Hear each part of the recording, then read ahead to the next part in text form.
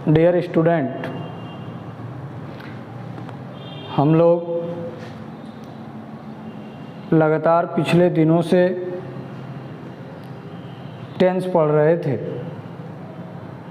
सबसे पहले आपको बताया गया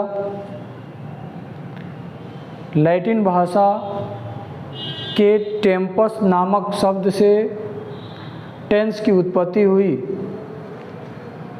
जिसका शाब्दिक अर्थ होता है समय। हम लोग पढ़े कि समय और काल में अंतर होता है। उसके बाद हम लोग टेंस को 3 भागों में बांटा, प्रेजेंट, पास्ट और फ्यूचर। उसके बाद हम लोग प्रत्येक टेंस के चारों भागों को पढ़ा, present indefinite, present continuous, present perfect और प्रेजेंट परफेक्ट कंटीन्यूअस। इस तरह से पास्ट और फ्यूचर टेंस हम लोगों ने पढ़ लिया है। आज हम लोगों को पढ़ना है मॉडल ऑक्सिलरीज वर्ब। जैसे ही हम लोग ग्रामर के टॉपिक शुरू करेंगे, बताया जाएगा वर्ब के बारे में। तो बेसिक वर्ब के बारे में जब हम जानकारी करेंगे तो वर्ब पढ़ेंगे 4 प्रकार के होते हैं। पहला ट्रांजिटिव वर्ब, सकर्मक क्रिया। दूसरा होता है इंट्रांजिटिव वर्ब, अकर्मक क्रिया। लिंकिंग वर्ब, संयोजन क्रिया। और ऑक्सिलरी वर्ब, सहायक क्रिया। उसमें आपको बताया जाएगा कि ऑक्सिलरी वर्ब 2 प्रकार के होते हैं। एक होता है प्राइमरी ऑक्सिलरी वर्ब और दूसरा होता है modal auxiliaries verb. Primary auxiliaries verb 11 होते हैं, जिसमें is, am, are, was, were, do, does, did, has, have, had. उसके बाद हम लोग पढ़ते हैं मॉडल ऑक्सिलरीज वर्ब। और मॉडल ऑक्सिलरीज वर्ब में will, shall, should, would, can, could, may, might, must, dare, used to, ought to, need not, etc।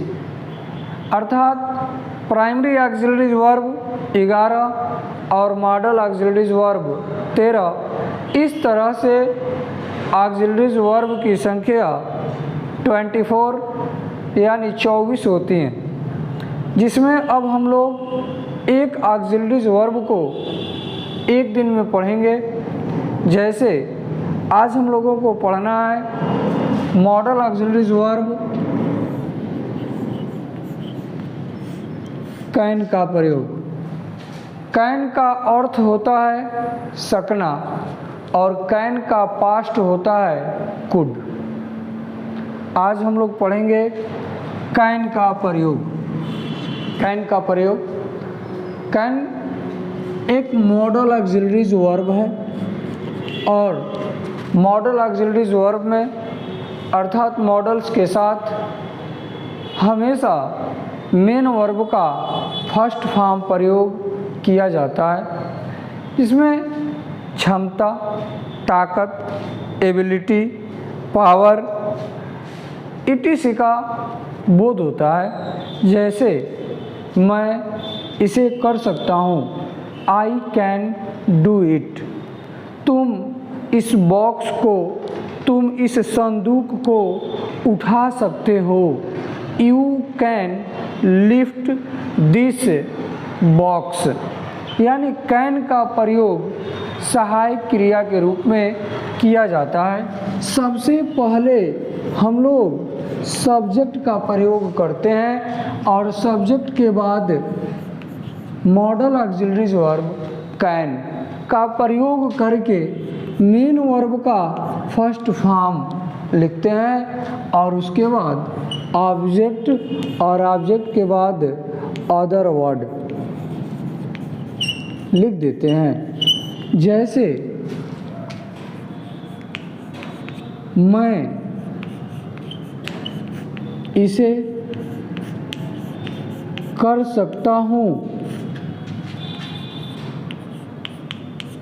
I can do it. तुम इस बॉक्स को उठा सकते हो। सबसे पहले लिख देंगे यू और सहायक क्रिया कैन, यू कैन। अब उठाना का हो जाएगा लिफ्ट, यू कैन लिफ्ट। अब इस बॉक्स को दिस बॉक्स। यदि हिंदी वाक्य के अंत में सकता है, सकती है, सकते हो और इससे क्षमता, ताकत, एबिलिटी, पावर etc का बोध हो तो वहाँ अनुवाद करते समय सकता, शक्ति, सकते शब्द के लिए कैन का प्रयोग करते हैं और मेन वर्ब का फर्स्ट फॉर्म प्रयोग करके ऑब्जेक्ट लिख देते हैं। आइए हम लोगों ने देखा दिया कैन का अर्थ है सकना, अर्थात जिन वाक्यों के अंत में सकता है, सकती है, सकते हो आदि शब्द का प्रयोग हो, उन वाक्यों का अनुवाद कैन की सहायता से बनाया जाता है। कैन से योग्यता, एबिलिटी, क्षमता, कैपेसिटी तथा आज्ञा एवं अनुमति अर्थात परमिशन प्रकट करने के लिए प्रेजेंट टेंस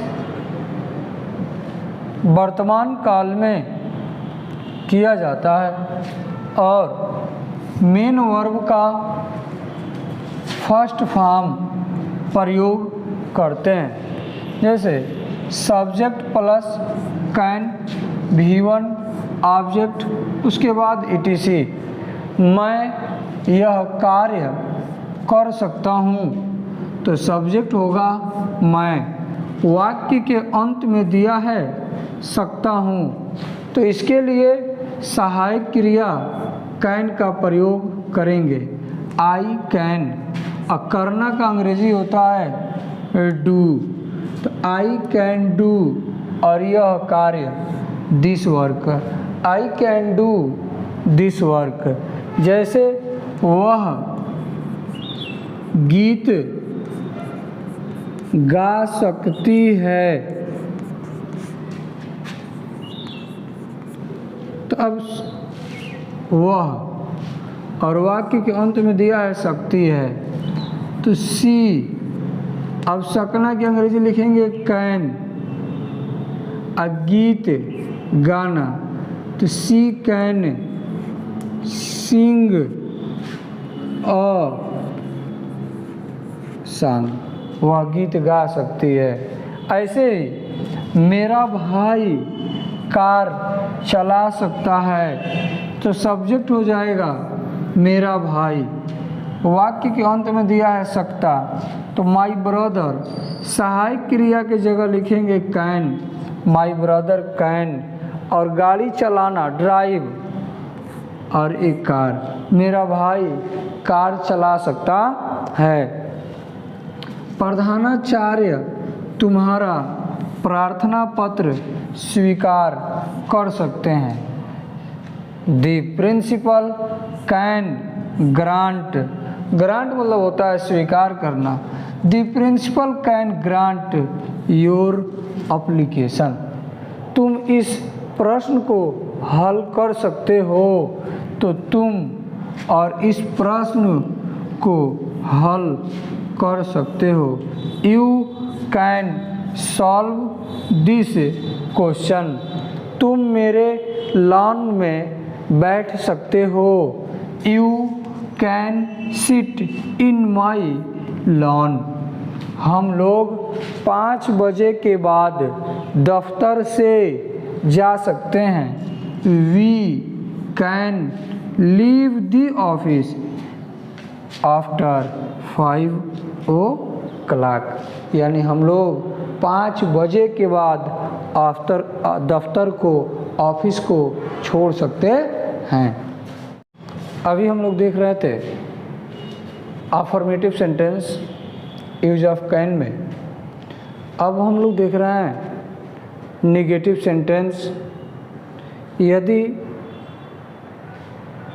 वाक्य नेगेटिव में हो, नहीं शब्द आया हो, अगर कह दे कि तुम यहाँ नहीं बैठ सकते हो, तुम इस प्रश्न को हल नहीं कर सकते हो, तुम इस पाठ को याद नहीं कर सकते हो, वह गीत नहीं गा सकती है।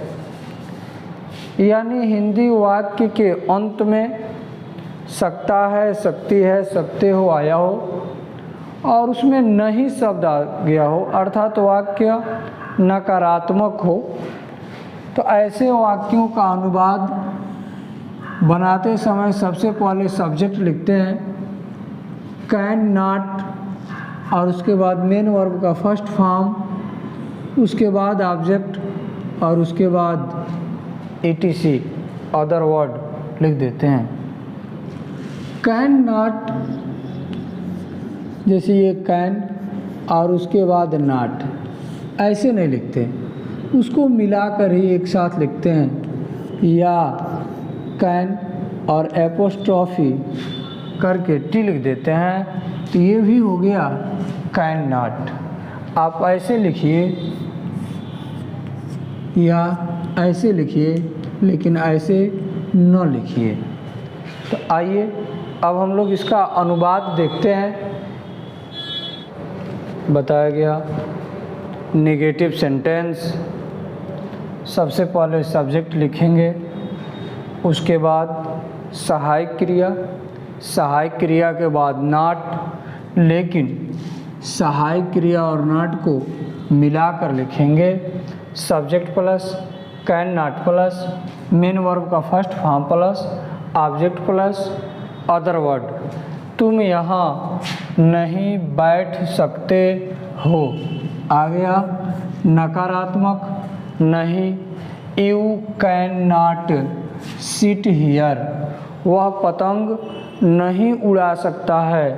He can not fly the kite, हम इस नदी को पार नहीं कर सकते हैं। We can not cross this river, मैं यह प्रश्न हल नहीं कर सकता हूँ। I can not solve this question, तुम यहाँ धूम्रपान नहीं कर सकते हो।